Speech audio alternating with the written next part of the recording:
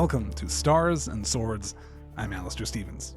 After an unplanned and mostly unpleasant early summer hiatus, I'm finally back to conclude our discussion of Charles Dickens' Great Expectations. I apologize sincerely for the break in production, but we are back on track now with a lot to look forward to. More on that after we're done with Pip. I received an email this week from Megan, who wanted to talk about my normally rigorous approach to the text that we are studying as something pure and unencumbered by the presence and certainly unencumbered by the biography of the author. Megan notes, quote, "But Charles Dickens seems to be more important to your reading of the text than any of the characters," end quote. And Megan, you are right. If you, dear listener, are new to this podcast, then welcome. This is a weird place to jump in. I like your spirit. I am of the school of thought that we ought to isolate the text in order to perform the best close reading that is possible, and thus better understand what the text itself is accomplishing. And I admit, that kind of falls apart when I'm discussing Dickens. And there are two very brief, very direct, very specific reasons for this. The first is that Great Expectations is partly satire. And satire is a genre form that is particularly dependent on knowing where the author is standing and what their intention is. And acknowledging that as you are reading only strengthens your understanding of the text. The second reason is that Dickens intrudes upon his own text more than any author that I can think of before the postmodern period. Dickens is a showman. We can see that from the structure of the story. We can see it from the way that he playfully twists the reader's expectations time and time again. And of course, we can understand that from our knowledge of his celebrity during his time. No contemporary reader would have been ignorant of Dickens' name, or his reputation, or his style. In that sense, there is a performative aspect to Dickens' work, particularly this late in his career, that I think demands a measure of our attention, and understanding Dickens becomes an essential component of understanding his work, particularly in the context of his other novels. In addition to those two reasons, which I do think account for my fascination with Dickens as a man as we move through this unit, I should acknowledge too that I have also been softening in my approach to the death of the author, my previously hardline approach to textual purity. And that's part of a development toward becoming a better reader, I think. Even back in the 1960s, it is noted primarily by Michel Foucault that the death of the author leaves you with an incomplete understanding of any text, because no text is truly an orphan in this world. There is always an author standing behind it. There is always an author present on the page, which Foucault takes to be the author function, this avatar of the author's presence within each individual book. I think that that is important. I think that we must acknowledge the creative impulse that lies behind any work of art.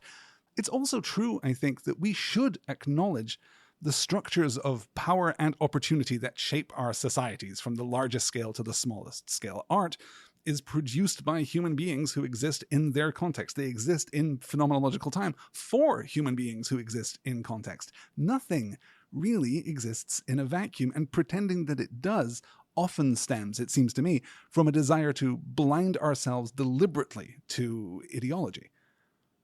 And if we seek to be good people as well as good readers, then perhaps we ought to be mindful of those influences too. So, death of the author is becoming less important to me. I'm always going to side with the text and what is on the page itself over any kind of complicated speculative theory about the author's interests or politics or associations or bias. But when those things are clear, then we're not really reading by the full and most holistic definition if we ignore them. But mostly in this specific case, I do think that Dickens' authorial fingerprints are on every word of the book. And I think that Great Expectations succeeds more completely, more richly, if we're mindful of that. And if we think about the author behind this text and his place in his own chronology. Thank you, Megan, for your question and for your list of future titles, which was very valuable. I can promise we're going to get to at least a couple of those in the next year. With that said, then, let's get into our last reading for this book with chapters 51 to 59. We open on a neat little moment of self-reflexivity as adult Pip observes that young Pip wasn't thinking about his own motivation as he pursued the truth of Estella's parentage, and that it will become clear only thanks to the perspective of a, quote, wiser head than my own, end quote. This is, I think, indicative of two things. A movement here at the end of the story toward a greater emotional sensitivity and an emotional resolution, and a parallel, simultaneous softening of the characters from what we've seen so far. Having laid out most of the story before us, Dickens is now beginning to engineer the satisfying emotional architecture of the ending. Chiefly, of course, Pip's restoration to the good-hearted fellow he once was, and kindness here plays a major role. We'll have an additional perspective on kindness in just a moment. Pip goes to Jaggers partly to receive, per Havisham's instructions, the money to finally secure Herbert's position at Clarriker's. He tells them what happened with the fire at Satis house, and finally, quote, pursuing the theme I had at heart, end quote, he lays out his theory of Estella's parentage. He tells Jaggers everything that he has learned and all that he has speculated, except for the information that he got from Wemmick, which he leaves Jaggers to infer came from Havisham, and there's a really nice parallel there to the plot of the book as a whole, of course, in which Pip assumes very significant things came from Havisham when in fact they came from someone else. This account of fact does not move Jaggers, so Pip instead pivots. He makes an emotional appeal, describing his love for Estella and his desire for the truth. He finally even appeals to Wemmick, breaking his implicit promise to preserve that separation between the office and the castle. And in the beat afterward, Jaggers softens and Wemmick simultaneously hardens, their deeper feelings now revealed, neither man as simple as they present themselves. Quote, "What's all this?" said Mr. Jaggers. "You with an old father? You with pleasant and playful ways?" "Well," returned Wemmick, "if I don't bring him here, what does it matter?" "Pip," said Mr. Jaggers, laying his hand upon my arm and smiling openly, "this man must be the most cunning impostor in all of London." "Not a bit of it," returned Wemmick, growing bolder and bolder. "I think you're another." End quote. It's a really lovely moment, and in addition to being well-earned and somewhat satisfying in and of itself, it sketches, as only Dickens can, a long-standing and complicated relationship between two people, and also sets up a much more somber and complex turn right at the end of the scene. We'll get to that in just a moment. Jaggers finally admits the deal that he made with Molly. Already under instruction from Havisham to find a suitable child for her to adopt, and weighed by the atmosphere of evil he lived in which children are, quote, imprisoned, whipped, transported, neglected, cast out, qualified in all ways for the hangman, and growing up to be hanged, end quote. In its totality, I find this scene, this unexpected twist in Jaggers' characterization, to be enormously sad. This is the moment that inspires many readers, as I mentioned in a previous episode, to read Jaggers as a fundamentally good person who has insulated himself emotionally from the worst of the inequality of Victorian society. He has seen the capitalist mill that grinds the poor into profit, and he has intervened to rescue Estella, even to rescue Molly, but then he has sealed himself up behind this legalistic rigor and technicality, abhorring emotion as a means of protecting himself. And certainly, we can see that imperfectly reflected in Wemmick, who, even in this scene, leans hard on the separation between the office and the castle. And we'll conclude this thought at the end of the scene, as I keep foreshadowing here. But first, let's look at Jaggers' utilitarian approach to the truth. Quote, "For whose sake would you reveal the secret? For the father's? I think he would not be much the better for the mother. For the mother's? I think if she had done such a deed, she would be safer where she was. For the daughter's? I think it would hardly serve her to establish her parentage of the information for her husband and drag her back to disgrace after an escape of 20 years, pretty secure to last for life." End quote. So, as a footnote to our ongoing discussion about knowledge and epistemology, Jaggers here, though this should really come as no surprise given his career and the way that he conducts himself, Jaggers here demonstrates that he doesn't care about the truth or believe that it has a significant inherent value. Rather, in this moment at least, he's a classic utilitarian, which is interesting because these chapters are being published at the end of June 1861, and in October of the same year, Fraser's Magazine of London will publish in 3 parts John Stuart Mill's famous definitive essay on utilitarianism. Let's quickly gloss this. There are basically 2 kinds of approach to moral philosophy, to the determination of whether or not an action is good or bad. Broadly, we can split all of moral philosophy into 2 schools: the teleological or consequentialist school, or the deontological or non-consequentialist school. As you might expect from the name, consequentialists are interested in the consequences of an action. If the thing that you do causes good things to happen, then it was itself a good act. Non-consequentialists, such as Immanuel Kant, for example, believe that there are moral standards, moral laws, which we ought to obey regardless of the outcome. That is, any action is moral or immoral based on whether or not it obeys these external, objective rules and laws, regardless of the consequences. Thus, we ought not to steal bread to feed our family. We ought not to lie to protect someone, per Kant. Generally speaking, and I want to paint with the very, very broadest of all possible brushes here, deontologists, non-consequentialists, tend to be awful people, because too often believing in the value of the rule for the rule's own sake is a shortcut to moral security, not to moral good. In this instance, then, Jaggers is a utilitarian. He is someone who believes that the morality of an action can be determined by how much happiness it creates, with happiness as the ultimate moral good. Jaggers, though, nonetheless cloaks himself in the law and the rules in order to, as I speculated earlier, insulate himself from the worst that can be done. He isn't a hero, but nor is he a villain. He's a weaker man, in fact, than we might have supposed, who took an opportunity to do a modest good because it didn't really demand anything of him. He could validate it within the schematic of his own moral framework. He has sought to accomplish the most good that he can while fundamentally protecting himself with the unyielding, unbending iron rod of the law. I will drop a link in the show notes to the original Mill essay in Fraser's Magazine. It's extremely accessible, even if you haven't spent a lot of time reading, Victorian philosophy, because it is intended for a mass audience. And Mill does a fantastic job of laying out the argument of the utilitarian. This sequence then sets Pip on a more moral path.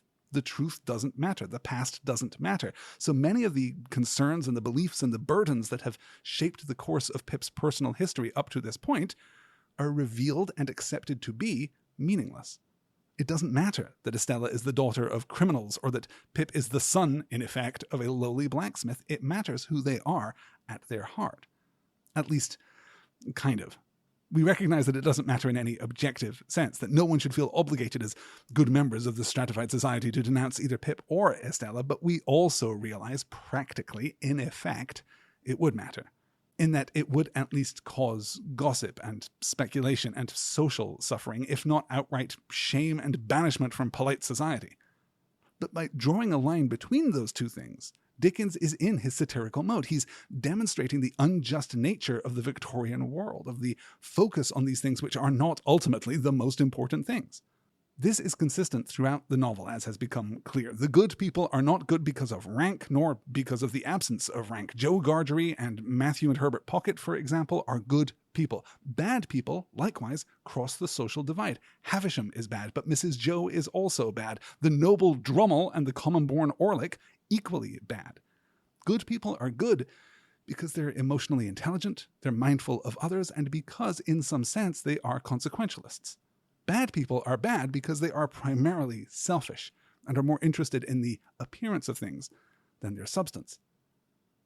And so, with this criticism, we might look to the horizon, to a more equitable future and a more just society in which everyone can be simply who they are, free of expectations, great or small. But Dickens, for all that he is a sentimentalist, also realizes the truth of his world. It is still a machine. It is less so for the top and bottom parts of this spectrum, less so for the upper class and the lower class, the working class, but for the middle class, whose position is secured neither by money and education and breeding like Pip and Estella have, for example, nor because they have so little that nothing can really fundamentally be taken away, like Joe Gargery.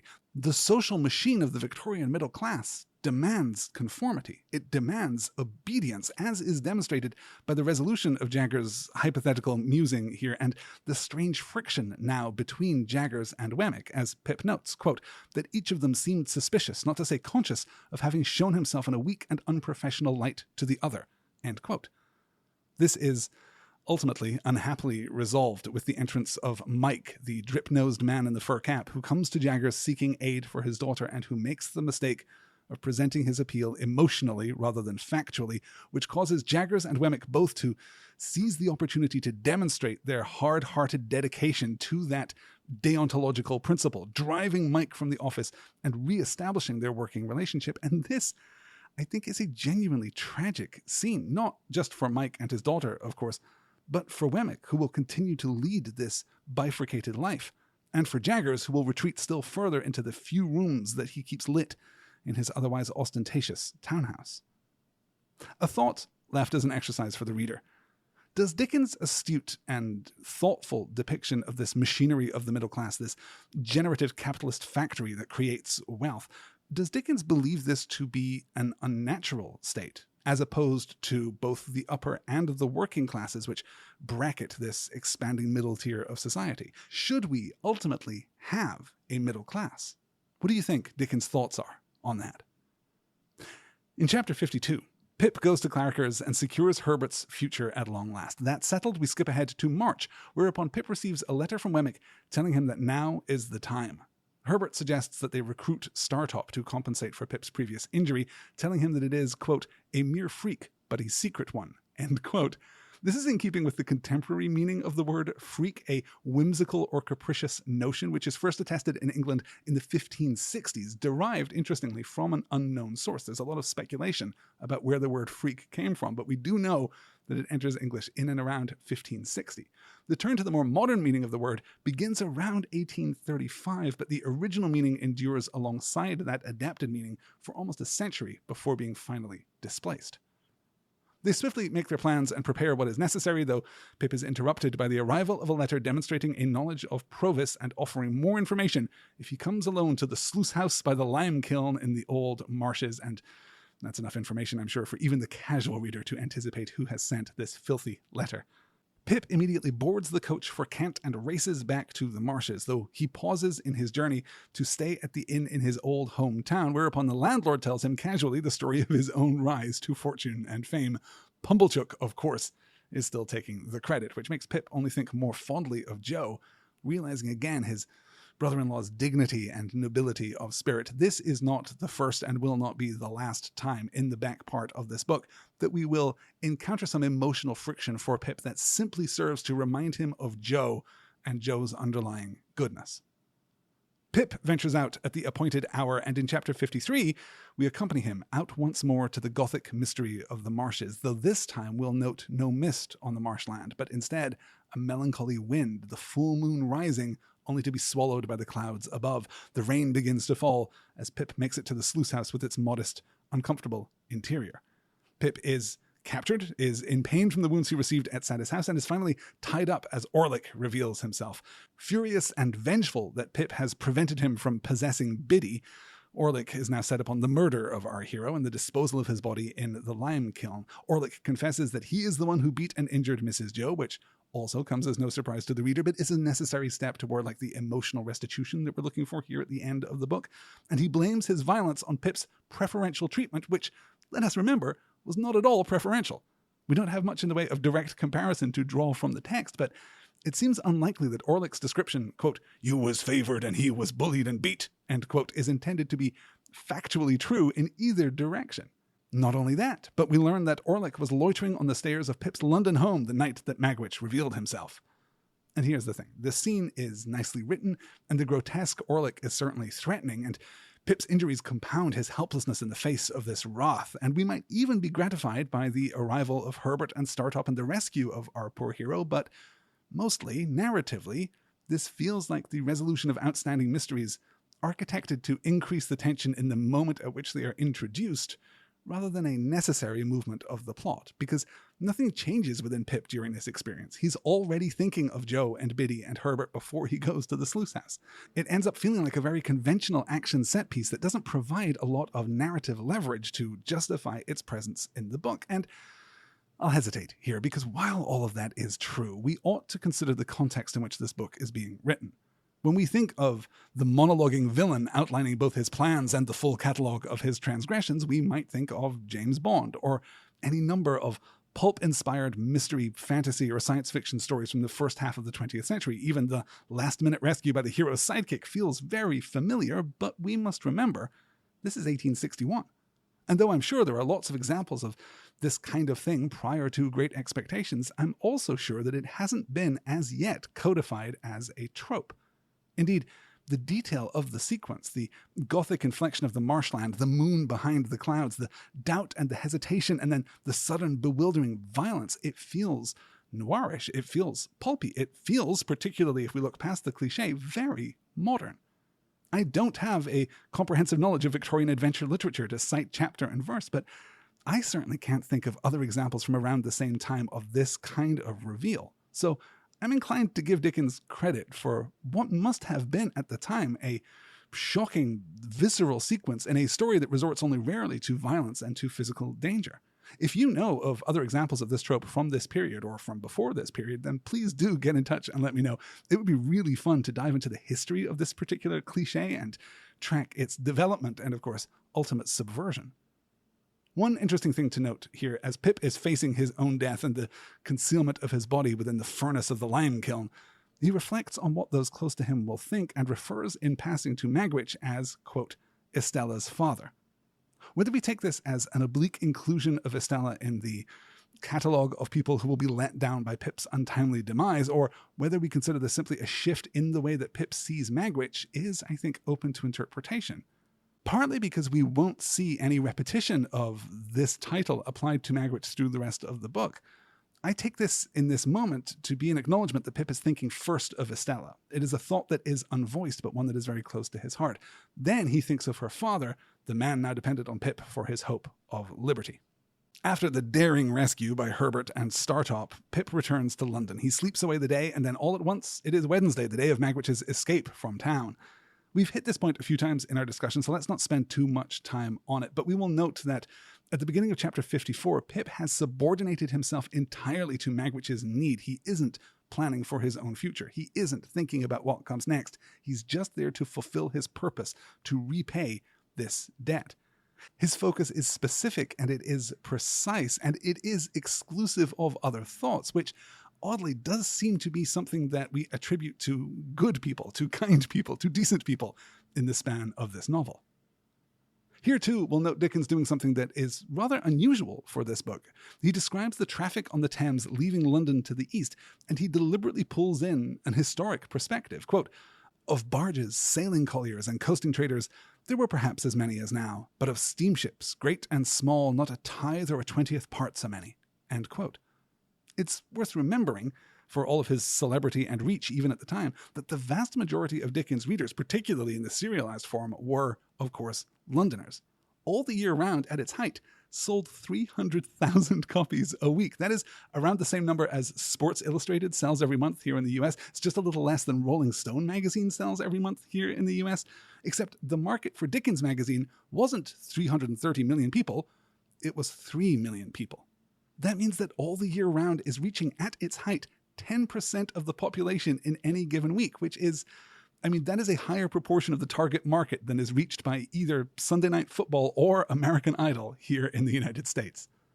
The point is, this is one of the few moments where he is deliberately drawing the historical comparison. He's acknowledging that what he's describing here in Pip's adventure would be difficult to believe if you are familiar with the traffic on the Thames in 1861 rather than in 1825 or 1830. It's also interesting to think that in 1862, the following year, the shape of the Thames in the heart of London would be changed forever by the Thames Embankment Project, which is what gives the modern river its shape. It is such an important, essential part of the geography, both physical and social, of London, that I find it interesting Dickens takes this opportunity, takes this necessity to qualify his account. Magwitch reflects on his gratitude for his freedom, mostly from the enforced stay in the house on the riverside, and also looks to the future, about which he claims to be confident and seems to be confident, but against which is juxtaposed a kind of unshakable melancholy. We return with the tide to a landscape that Pip describes meaningfully as, quote, like my own marsh country, bringing the story full circle, before spending the night at a small pub on the riverbank.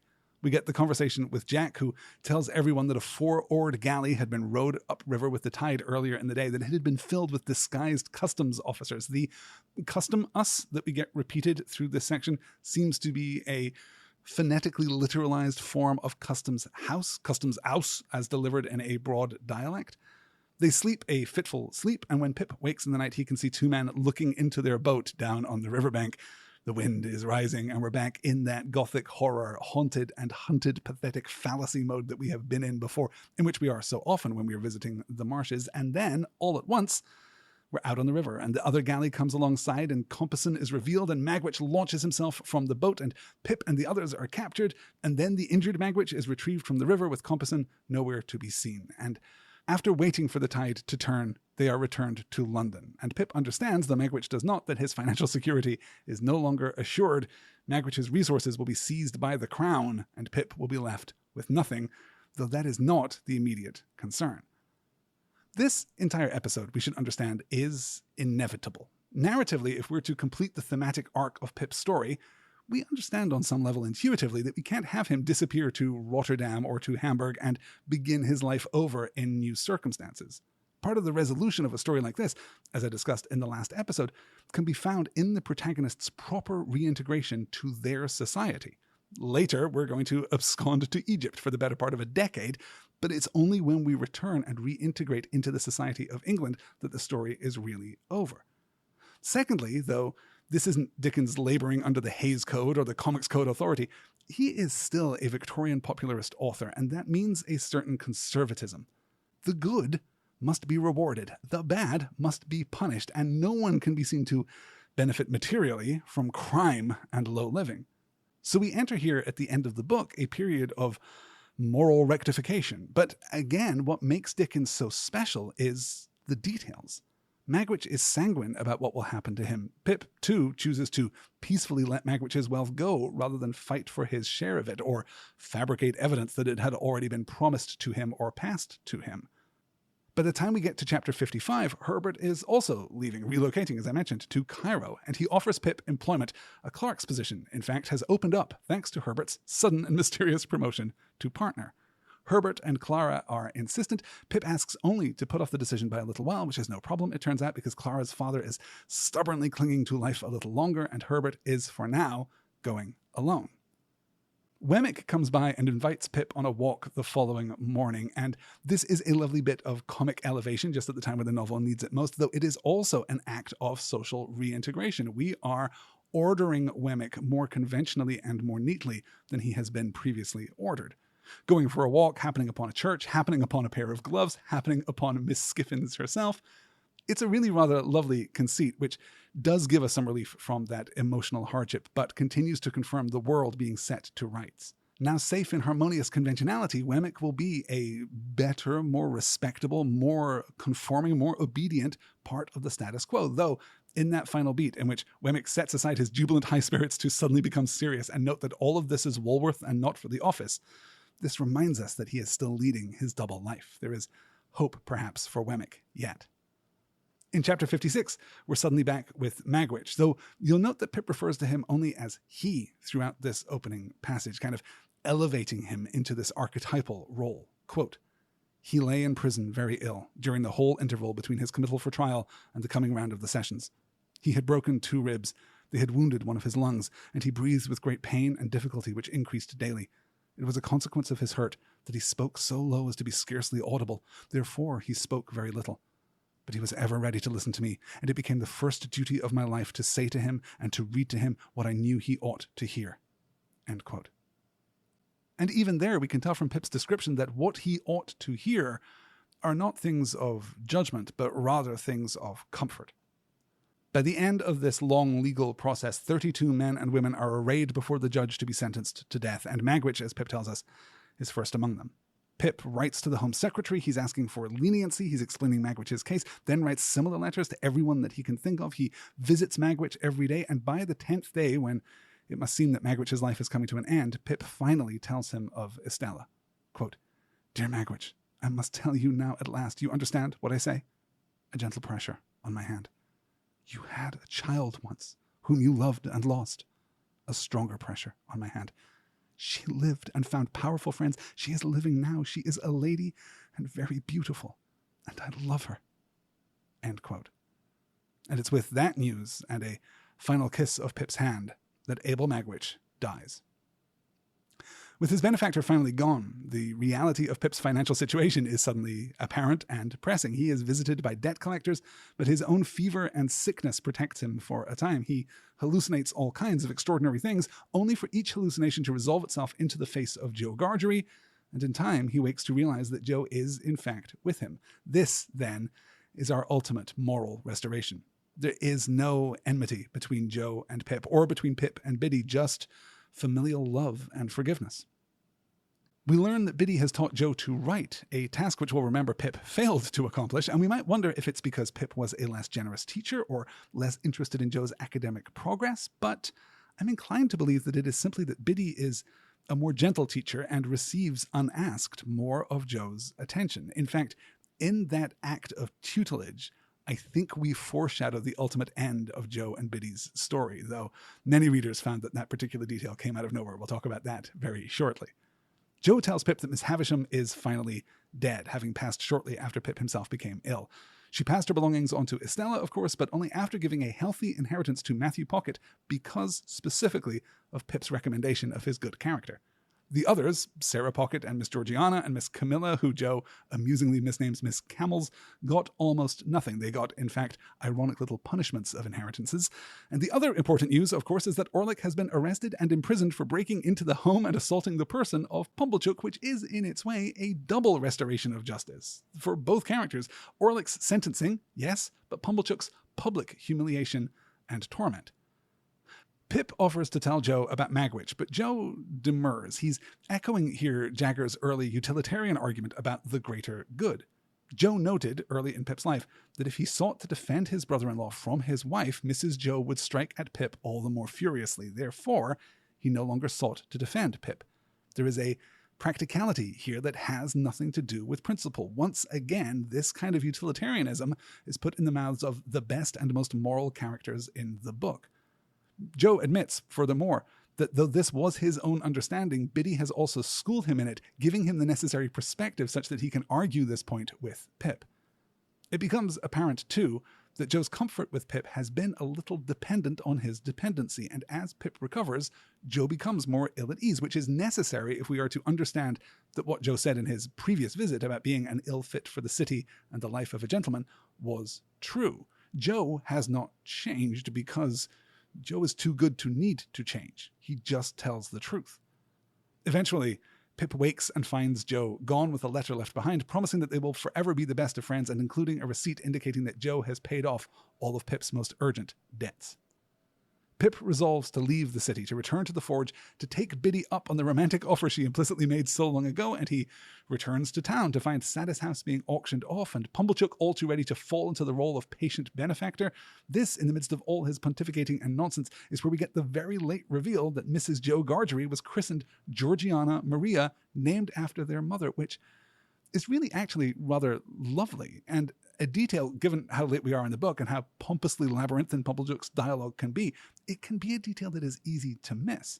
Just as it can be easy to miss that, given the names of the tombstones in the graveyard in the first chapter, Mrs. Joe, Georgiana the Younger, was their only daughter. Pumblechook tries to exert some social dominance here over both Pip and Joe, but Pip's having none of it. Pumblechook departs, Pip heads back to the forge, where we are given a tour of the town and this growing sense of anticipation. Biddy's school is all shut up. Her home is all shut up. The forge is all shut up. And most conspicuous of all, the front parlor of Joe's house is open.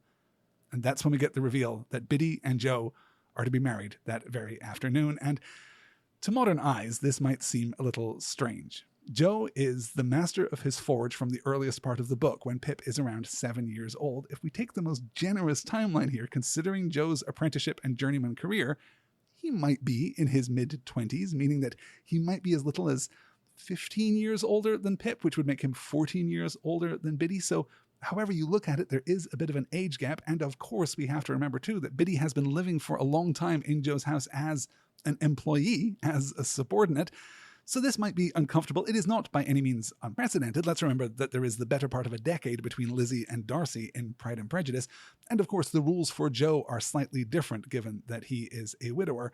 But really, as Pip is about to demonstrate, this isn't about an age gap or a traditional romance. It is about the two most good and moral people in the book being matched together because they deserve one another. And inadvertently, we're keeping Pip open for an entirely different fate. Pip charmingly, endearingly apologizes to both of them for his behavior. Quote, "I hope you will have children to love, and that some little fellow will sit in this chimney corner of a winter night who may remind you of another little fellow gone out of it forever. Don't tell him, Joe, that I was thankless. Don't tell him, Biddy, that I was ungenerous and unjust. Only tell him that I honored you both, because you were both so good and true, and that as your child I said it would be natural to him to grow up a much better man than I did." End quote.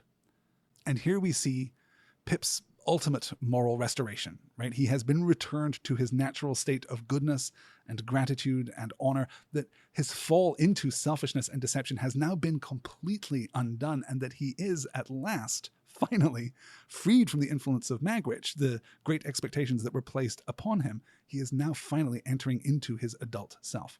That restoration complete, we can move into the final turn of the story, in which Pip goes to Cairo and becomes a clerk for Claricers, enjoys great success and a strong relationship with Herbert and with Clara, even after the secret of Herbert's benefactor is revealed to him. And this carries us into the final chapter, in which we're going to pause to look at the original ending of this story. These chapters begin in the same way, with Pip returning to Jo and Biddy after almost a decade. Biddy tells Pip that he should marry, and he waves the subject away, only for her to, wisely, intelligently, with emotional sophistication, inquire directly about Estella. In the original version, as Dickens conceived it, Pip then steps away from the present of the narrative to jump 2 years into the future. He gives us first a brief account of Estella's unhappy and abusive marriage to Drummle, and then a second marriage to a Shropshire doctor who took pity on her. Pip and Estella then meet on the street in Piccadilly, and Pip observes that all of the suffering that Estella has endured has proved stronger than Havisham's teachings and had, quote, given her a heart to understand what my heart used to be, end quote.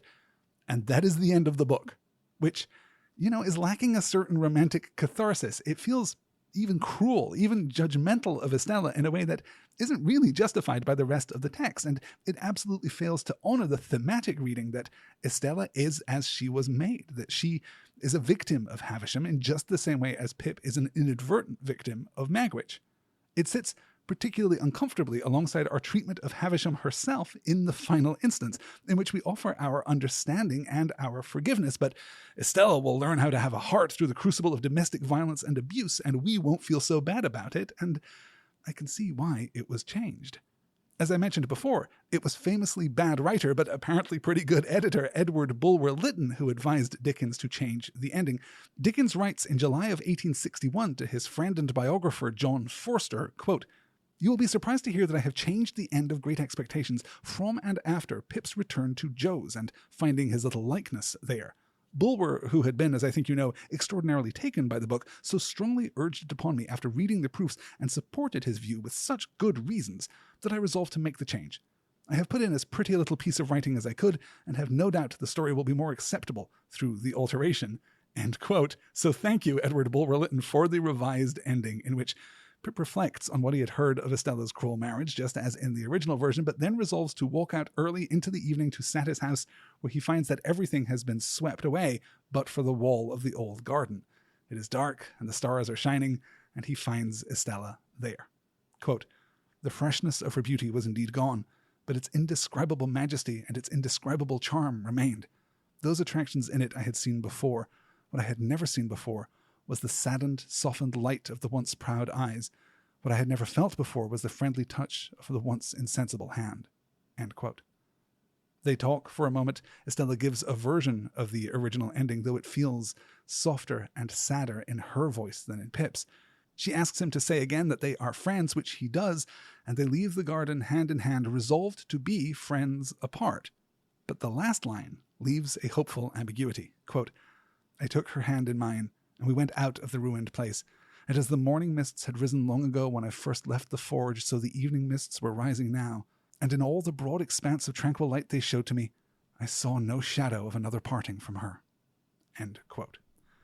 And in this moment, we see hope, I think. Not just a casual hope of Pip getting the girl he always wanted, but something more positive, something more noble. Pip, who was so long the recipient of care and love and attention, who learned to give the same only to Magwitch in his final days, now has the opportunity to love Estella and to help her heal in much the same way as Biddy has loved Jo. This is foreshadowed a little on the preceding page when Estella asks Pip if he is doing well abroad, and he replies, quote, "I work pretty hard for a sufficient living, and therefore, yes, I do well." There is a nobility to work and to the comfort that is earned from that work. There are rewards which are worth more because we work for them. There are relationships that are strong not because they are easy, but because both partners make the commitment to strengthen them. That, to me, is the value of the ending. Not the cheap romantic satisfaction that Pip and Estella are going to be together, but the realization that Pip has become a man who can invest in relationships, who can serve and help those around him, who can actually, meaningfully make things better. And that is Charles Dickens' Great Expectations. All in all, I mean, part of the reason that my schedule for this series has been so over the place is that I genuinely didn't expect to love this book as much as I have. I've wanted at every turn to read more carefully, to look more deeply, to read more widely, to research and to learn and to enrich my understanding of this book. And if I'd known then what I know now, I might not have put it on the list for the last Patreon poll because I would have wanted to take 8 or 10 weeks to study it, which actually I suppose I have. So, lesson learned. I am more certain in my judgment now than I have ever been, however, that this is Dickens' best novel, and I'm qualifying that painstakingly to leave space for A Christmas Carol to be his single best piece of work. But as an extended narrative exercise, I think that Great Expectations gives you everything that you are looking for in any other Dickens novel, but at a higher level, with a greater sophistication and a greater confidence. It has been a pleasure to read it. I hope that, scheduling aside, you have enjoyed reading it alongside me. Next week on the show, we're back to our regularly scheduled programming with the first episode, the first entire novella, in fact, of the Binti trilogy. It is a little less than 20,000 words, and it is a pretty quick read, so we should be able to cover the big ideas and this particular vision of the future without too much trouble. You can head on over to starsandswords.com to find the reading schedule there. Before our business is done, though, I should mention that the polls have just been unveiled over on the Patreon page for our next units. That's right, multiple polls, multiple units. First up, I want to take a very short unit to look specifically at metatextuality in comics, more specifically at the way that comics have looked at and wrestled with their own reality and continuity. I expect to only spend 2 or 3 weeks on this unit, depending on what wins the poll, and there's a lot of fascinating stuff to dig into about the reader relationship, the authorial voice, what comics become after decades of ongoing stories. Because I'm interested in how stories interact with their own reality and canonicity, and because those interactions depend upon the gravitational collapse of large bodies of work, I've deliberately picked 2 stories from each of the big 2 comics publishers, DC and Marvel. Let's do DC first. The first option on the poll will be to gloss Marv Wolfman's classic exercise in universal rewriting, the first in-universe continuity reset, the event that set a template that still persists for how DC handles its own mythology, the 12-issue series from 1985 and 1986, Crisis on Infinite Earths.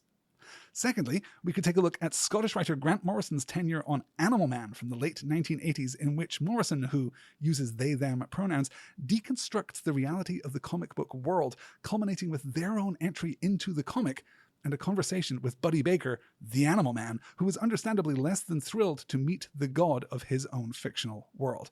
This is a slightly longer read. This is 26 issues collected here in 3 volumes or in 1 omnibus edition, but I am mostly interested in the big ideas here, so we will cover all of that in 3 weeks.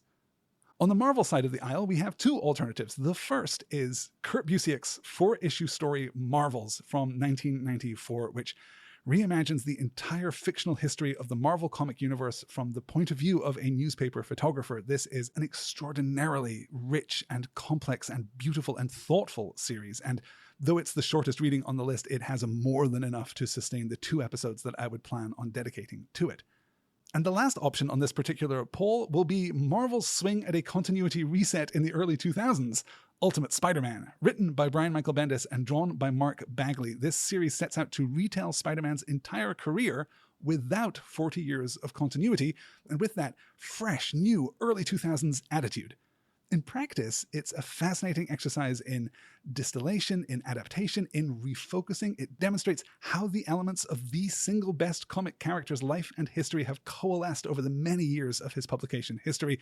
We will look at the first 13 issues of that series, which are collected in 2 slim volumes. That is a very fast read, so we'd probably, again, only spend 2 weeks here. So we've got a choice: 3 weeks on either of the DC titles and 2 weeks on either of the Marvel titles. Crisis on Infinite Earths, Animal Man, Marvels, and Ultimate Spider-Man. Animal Man might be slightly harder to find than the others, but in my experience, most public lending libraries have copies of the other 3, so head on over to the Patreon page and cast your vote. And while you are there, please cast your vote on the other poll, because after our metatextual comics unit, we're going to have something much bigger, much more ambitious, and I am thrilled, genuinely thrilled to announce that it is going to be a dedicated J.R.R. Tolkien unit.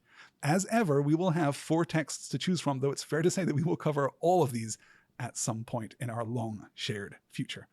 The first text is, of course, the Silmarillion, Tolkien's posthumous volume of history and lore from the ancient history of Arda, according to the elves. This is as deep as it gets. It's as wide as it gets, beginning with the Ainulindale, the story of creation, running all the way to the Rings of Power and the Third Age. I genuinely think that the Silmarillion is a life-changing book. There is so much to talk about. This would be by far the longest unit that we have undertaken. But perhaps the Silmarillion, which I dare say is probably the obvious choice, is a little daunting. Maybe you would like to look at something a little more focused. So with that in mind, the second option on the poll is a closer look at one of the stories that we get in the Silmarillion, the story of Beren and Luthien, the great romance of Tolkien's Legendarium, posthumously published in a single volume in 2017. Option 3 is to look at the book Tree and Leaf, particularly the post-1988 editions of Tree and Leaf, in which not only do we get to look at Tolkien's classic essay on fairy stories and his allegorical short story Leaf by Niggle, but also his poem Mythopoeia and The Homecoming of Byrhtnoth, Tolkien's adaptation of the Old English poem The Battle of Malden. This is an opportunity to survey the full extent of Tolkien's expertise, of his insight and his genius outside the realm of Middle-earth. And the fourth and final option on the poll continues, if anything, further in that direction, because I'm thinking about studying the 2014 edition of the translation that the professor completed between 1920 and 1926 of the classic early medieval poem Beowulf, which is not only a fascinating exercise in translation, but is also an opportunity to look at the impressive academic work done by the late Christopher Tolkien, who died in 2020. So those are the Tolkien texts, the Silmarillion, Beren and Luthien, Tree and Leaf, and Beowulf. Both of those polls have already been posted over to the Patreon page. So if you support Next Word over on Patreon, patreon.com/nextword, then you can cast your vote right now. I will announce the winners of both, either on next week's show or possibly the week after. I might give you guys 2 weeks to vote on these, since I know there's a lot to think about. And while you are over on that Patreon page casting your votes for the next units that we are going to cover here on the podcast, you should also check out the bonus episode that I have just released for Stars and Swords, looking at Alfonso Cuarón's 1998 adaptation of Great Expectations. It's not the longest episode in the world because we've kind of covered Great Expectations in some depth. So really I'm looking at how this version of the story deviates from the version that we have in the novel and the version that we saw in the 2012 adaptation that we discussed previously. But it is, I think, a really interesting piece of adaptation. I'm fascinated by how the movie transposes the Gothic influence of Dickens' novel into a Southern Gothic tradition, and also plays with a kind of sun-bleached Californian Hollywood Gothic, which I find absolutely mesmerizing. Ethan Hawke is fantastic. Gwyneth Paltrow has perhaps never been better. I'll just put that out there. And De Niro gives an interesting performance, and Bancroft gives a really interesting performance. There's a lot to like about that movie. So if you haven't yet seen it, go watch it, and then head on over to the Patreon page, patreon.com/nextword, where apparently you can just find a million posts and a million things to do. That is going to do it for this very belated episode of Stars and Swords. Thank you guys so much for sticking with me. Thank you so much for your incredible patience. I will be back within the next 7 days with our very next episode and the start of our next unit. Until then, if you could say that to me then, you will not hesitate to say that to me now. Now, when suffering has been stronger than all other teaching and has taught me to understand what your heart used to be, I have been bent and broken, but I hope into a better shape. Be as considerate and good to me as you were, and tell me we are friends. Thanks for listening.